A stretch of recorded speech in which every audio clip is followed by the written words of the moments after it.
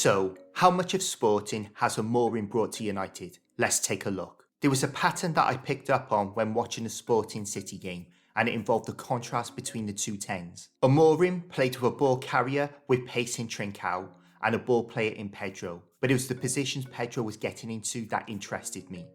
He was dropping really deep from that top line, acting as a possession pivot to link the defensive possession setup to midfield, and a number of Sporting's attacks started with a ball into Pedro in this deep pocket. Now moving on to Amorim's first game, and the profile of his tens was the same as Sporting's, a pacey ball carrier in Garnacho and a ball player. And from the start, we saw the ball player dropping into the same spaces as Pedro was, which led to the first goal. And this was a constant throughout the game. So the positioning of the ball player from the 10 position when the back three has the ball will be a constant.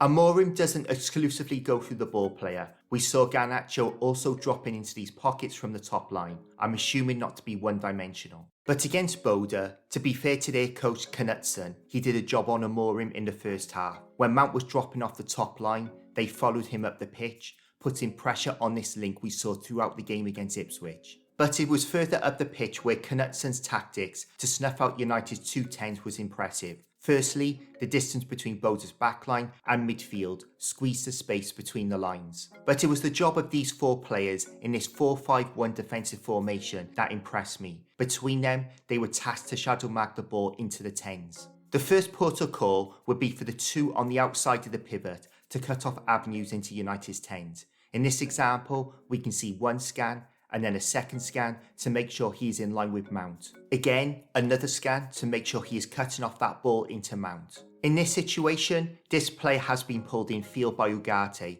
so he puts his arm out to make sure the wide man cuts the ball off into Mount. And it was the same on the other side with Garnacho. The first protocol would have been for this player to cut the pass off into Garnacho, but with him pulled in field, it passes on to the wide man, and we can see the scan again to make sure he is in line with Garnacho to cut that ball off. And we can see how the combination of the compression between the lines and the shadow marking of the ball into the tens made it difficult to get the ball in there, and United were forced to play the ball across the back three.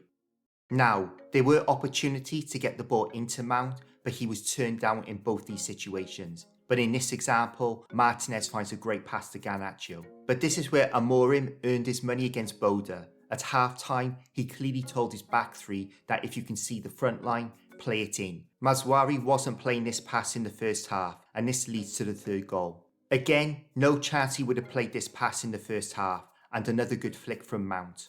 And in this last example, Mazwari plays the ball into Højlund. Obviously, we are not privy to what was said at half-time, but in my opinion, there was a clear message to the back three to play the ball into that area if they could.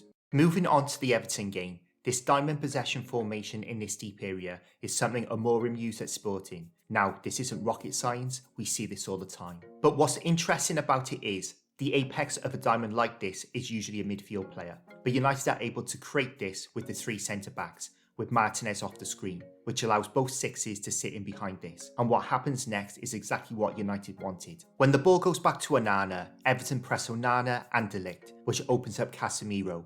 This player can't step up onto Casemiro because of the two tens. They don't get the ball into him, but they have created the space. Now, the success of this is dependent on teams pressing us, but this is a proper setup to beat a press. In my Sporting City review, I highlighted Sporting's touchline to touchline width, facilitating quick switches. This is a lovely switch in a situation where Everton look like they are squeezing United. Good ball from Dalot into Xerxes, lovely touch, and lay off to Mainu, and then Mainu out to Ahmad, who is now in this one-on-one. In this next situation, it's one crossfield pass from Dalot, wing back to wing back, but because of how narrow most teams defend, these quick switches are always on. But despite a new coach coming in, some things never change. Garbage first line defence. This is the lead up to the second goal. Mount has to cut that pass off, but just watches, then reacts once the ball is played. Mount has to drop back with this player, but stops and lets him go. And the cherry on top of the icing, on top of the cake, was the Hackman arriving late on the scene as someone is about to score around the edge of our box. Now, where have we seen this before? The devil's verdict is, Amorim's comments after the Ipswich game was music to my ears. He said, "We try to just win games and don't risk anything in this moment, and I guarantee next year, the same stage, we will have the same problems." I've said this before, that Ollie and Ten Hag never tried to build anything. They just went from game to game trying to get a result. Amorim is telling us that we will suffer and lose in the short to medium term, but we will be a better team at the end of it. How good, time will tell, but this is the way it needs to be. Thank you for watching, and I'll see you in the next one.